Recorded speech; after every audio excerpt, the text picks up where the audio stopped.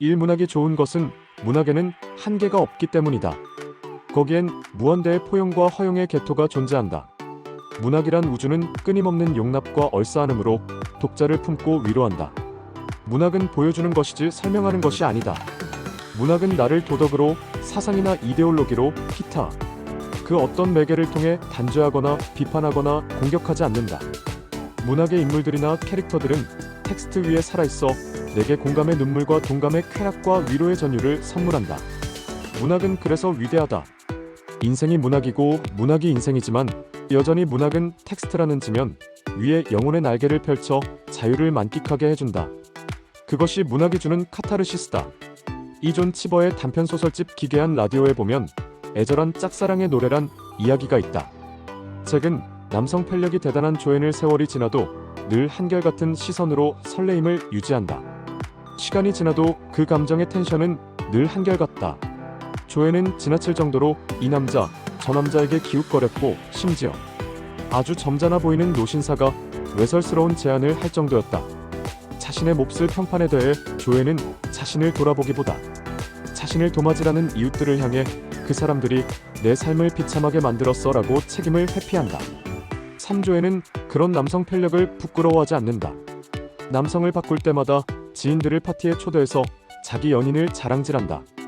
하지만 조앤이 만나는 이들은 늘 그렇듯 그저 그렇고 그런 인물들이었고 지나치게 말하면 사회적인 쓰레기들이었다. 구제불능남들이었다. 더 가관인 것은 조앤이 만난 연인들 중 생존해 있는 이들이 드물다는 현실. 어둠 속에서 조앤은 자기를 떠나간 애인들에 대해 이야기하기 시작했고 그녀의 말에서 잭은 그들 모두가 어려운 시절을 겪어왔음을 알 수 있었다. 닐스, 그 수상쩍은 백작은 죽었고 휴 베스컴, 그 술정뱅이는 상선을 탔다가 북대서양에서 실종되었다. 그리고 프란츠, 그 독일인은 나치가 바르샤바를 폭격한 날 밤 독약을 먹고 자살했다.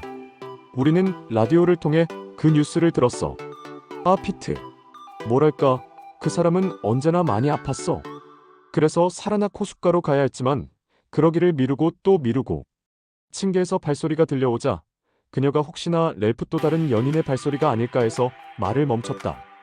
사이 작품의 첫 대목은 이렇게 시작된다. 잭 로리는 뉴욕에서 조앤 해리스를 알게 된 지 몇 년부터 그녀를 미망인으로 생각하기 시작했다. 그녀는 언제나 검은 옷을 입었고 또 그녀가 사는 아파트의 이상한 무질서 때문에 그는 언제나 장의사들이 막 다녀간 게 아닌가 하는 느낌을 받았다. 하지만 악의적인 느낌을 받는 것은 아니었다. 그는 조앤을 좋아했다. 오잭은 2번이나 이혼했지만 여전히 조앤 바라기이다.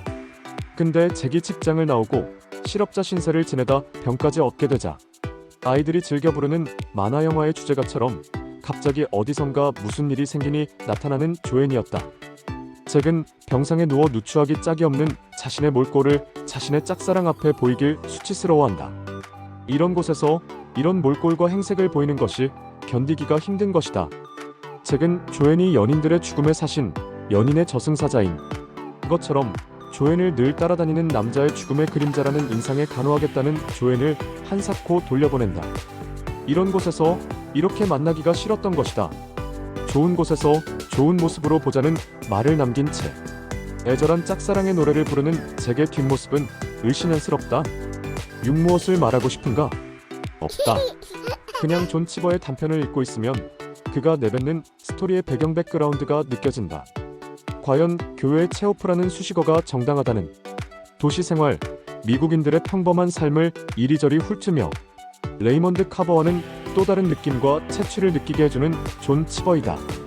칠삶의 밑바닥에 밑바닥까지 다다르며 밑바닥의 지형을 훑고 살핀 고통의 파편과 흔적이 작품에 녹아나 있다.